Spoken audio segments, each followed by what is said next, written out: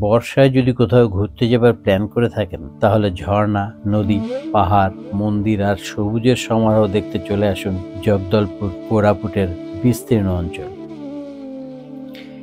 এখানেই দেখা যাবে ভারতের সর্বথেকে বড় ওয়াটারফল চিত্রকূট, সঙ্গে আরো কিছু জলপ্রপাত, নদী, পাহাড়, মন্দির। এখনো বর্ষা শেষ হয়নি আর এখনো জগদলপুর কোরাপুটের টিকিট পাওয়া যাচ্ছে শর্ট নোটিশে। ফলে চিন্তা কিসের, প্ল্যান করে নিলেই হয়।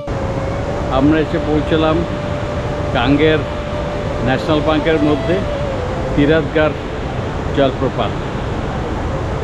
এবার কিছুটা ভিউটা নিয়ে দেখি। জলের আওয়াজ তো খুব পাচ্ছি ওখান থেকে। এখানে বাদর সে টার্গেট করছে আমাকে।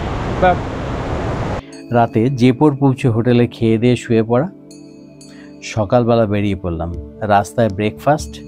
এখানে খাবার দাবার কিন্তু দক্ষিণ ভারতীয় স্বাদে। আমরা প্রথমে এলাম কাঙ্গের ভ্যালি ন্যাশনাল পার্কের মধ্যে তিরাথগার জলপ্রপাত, আর রয়েছে কুটুমসার কেভ। এখানে আলাদা সাফারি বুকিং করা হয়, তবে এই সাফারি জুলাই থেকে সেপ্টেম্বর পর্যন্ত বন্ধ থাকে। কাঙ্গের নদীর গতিপথে অবস্থিত এই তিরাথগার জলপ্রপাত এর অপরূপ অসাধারণ দৃশ্য দেখে অনেকক্ষণ সময় কেটে যাবে। দেখা হয়ে গেলে আমরা পৌঁছলাম চিত্রকূট ওয়াটারফলে। ভারতের নায়াগ্রা জলপ্রপাত। চিত্রকূট তো চিত্রের মতোই আছে, সুন্দর।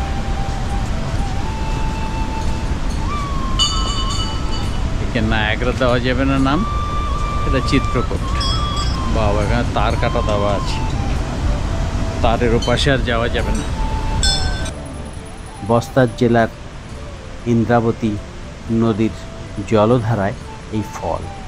একে আবার ইন্ডিয়ান নায়াগ্রা বলেও পরিচিতি আছে।